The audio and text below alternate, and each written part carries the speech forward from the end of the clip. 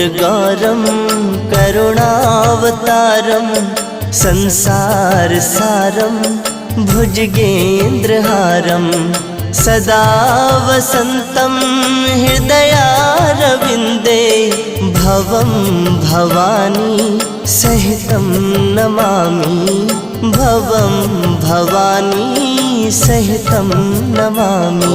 ॐ कर्पूरगौरं करुणावतारं संसारसारं